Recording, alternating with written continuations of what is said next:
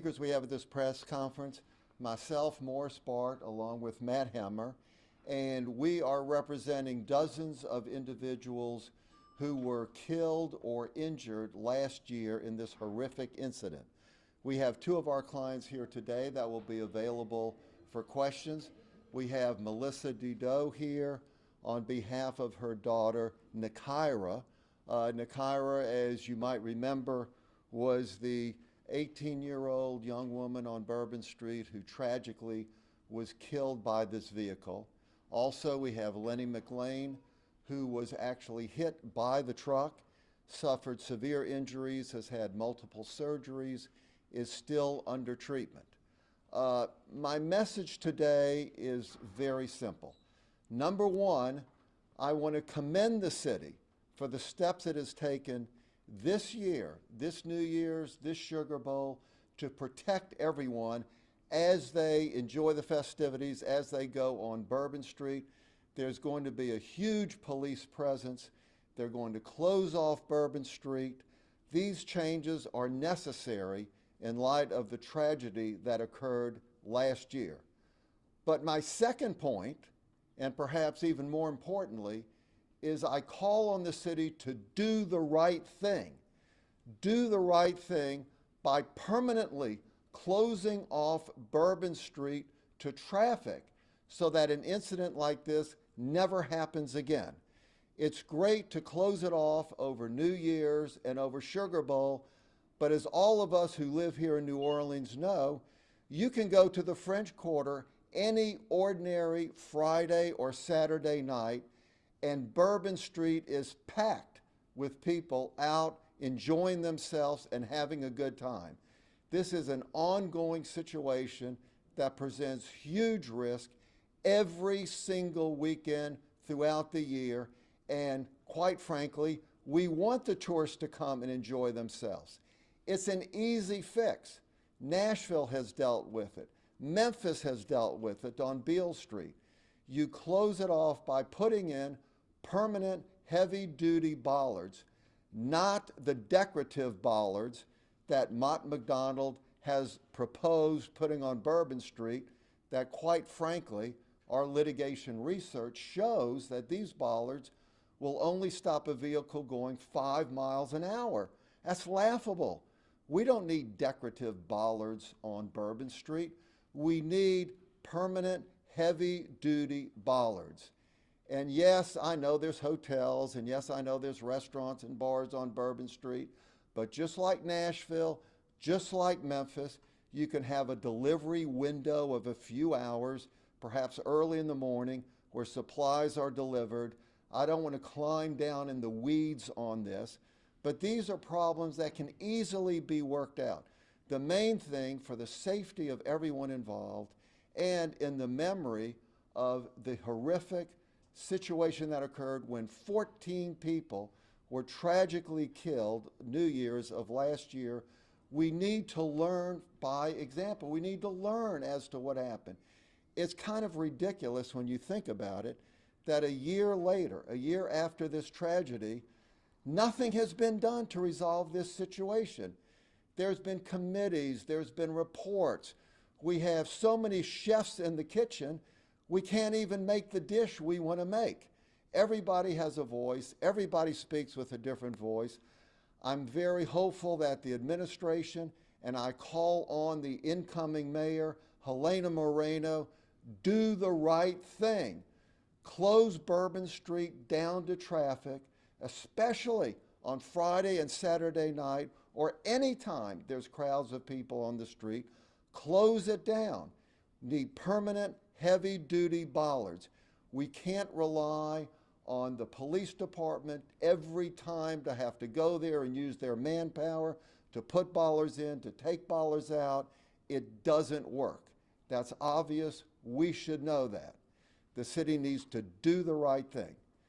Now, if anyone has any litigation-related questions, Matthew Hemmer is taking the lead. Actually, our firm has taken the lead on all this litigation since we represent most of the people.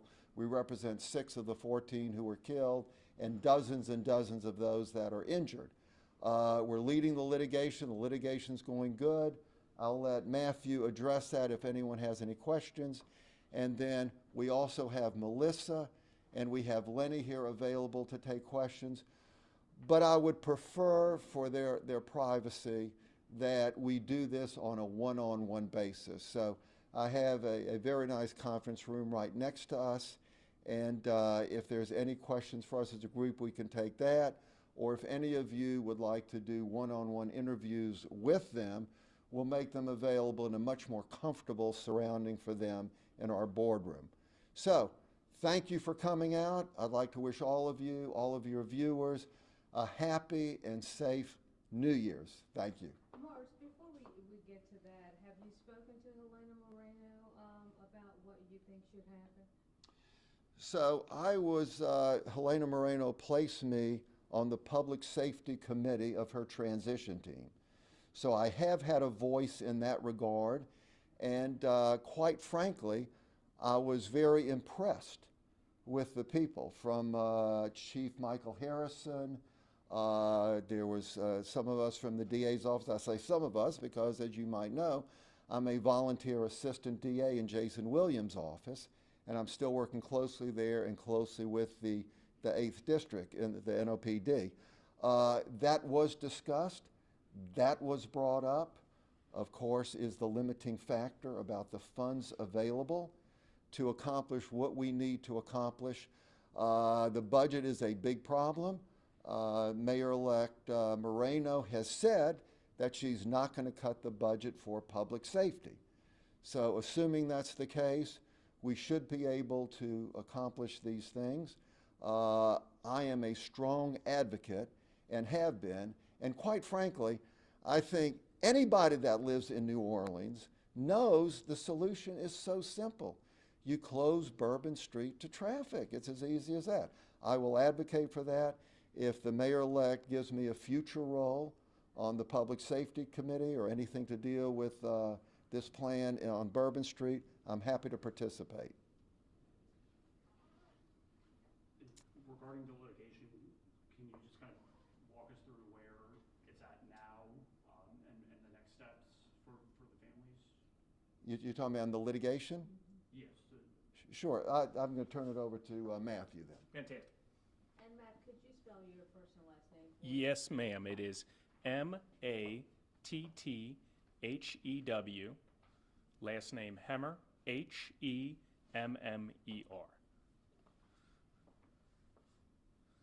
And where does the litigation stand currently, and walk us through what's the most new information?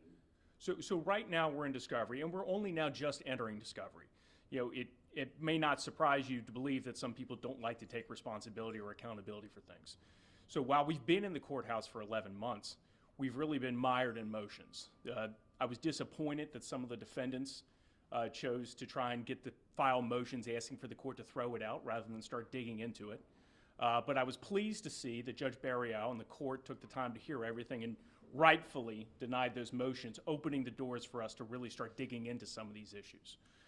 We have since sent all of our written questions and requests for documents to the defendants, and we're just waiting on production to those requests. There is no reason why we can't start taking depositions in March.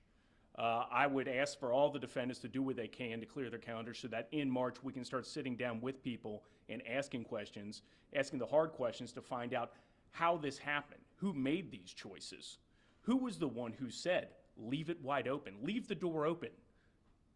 To me, these are things that you shouldn't have to wait 15 months to start sitting down and asking people.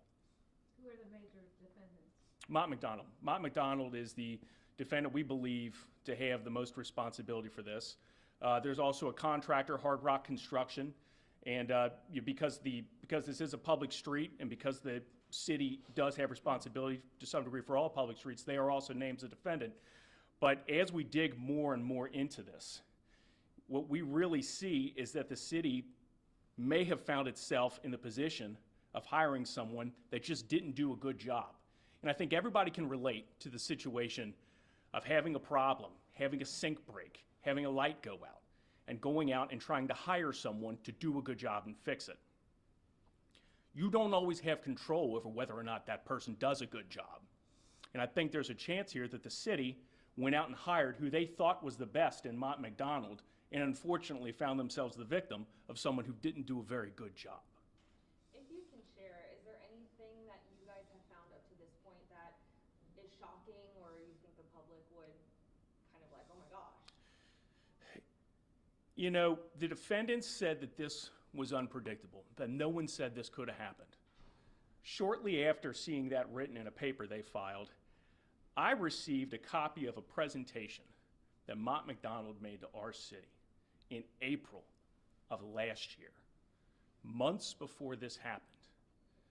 And I'll tell you, they must have a crystal ball, because months before this happened, Mott McDonald told the city, here's a picture of a white F-150 driving down Canal Street and turning right onto Bourbon.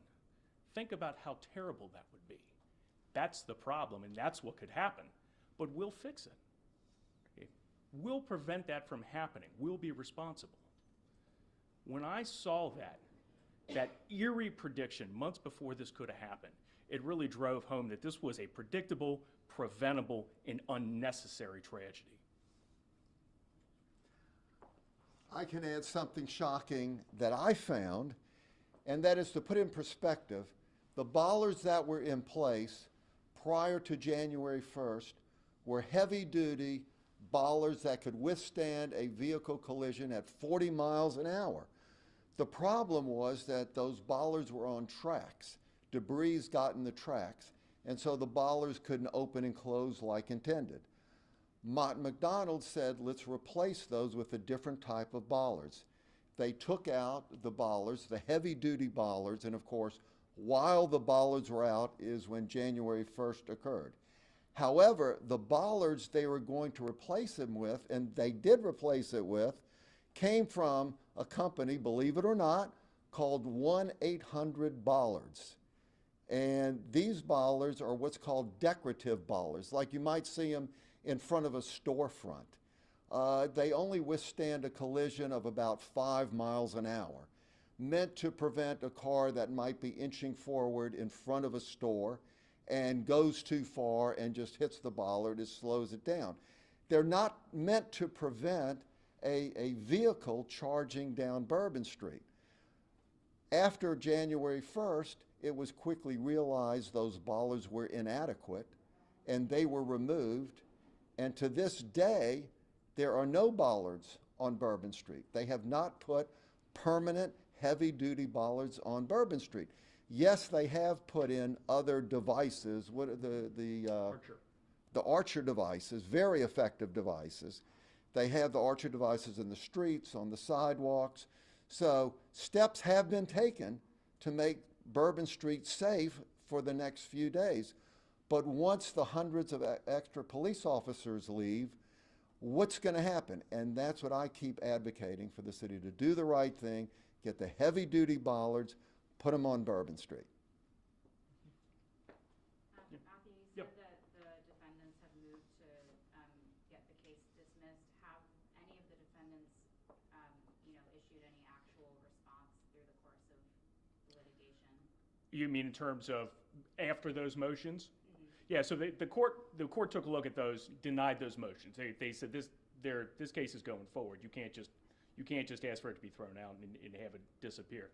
After that, we had answers, but even though it's called an answer, it doesn't really answer anything. It's essentially a little more than a document saying, I'm ready to participate in the litigation. So we have a document titled an answer, but there's no substantive response to anything. There's no answers to be found in there. I know you can only speak for your litigation, but there are other lawsuits. Have there been any responses from any of the defendants in other cases that you think might have some bearing on, what happens in this? Well, at this point, there is only all the lawsuits have been consolidated into our case. So anybody who has or will file their own case, we would expect them all to be consolidated into our case to handle it together as a single case.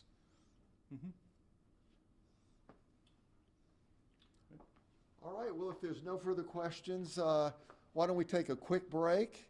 And Melissa and Lenny, we can set you up in the boardroom, and then whoever would like to do a Q&A with them, a one-on-one, we can go ahead and do that. Yes, sir. Did you have some? I was just letting him. Okay. I certainly would like to, and it wouldn't take long. Okay. All right. Thank you, everyone. Thank you. Um,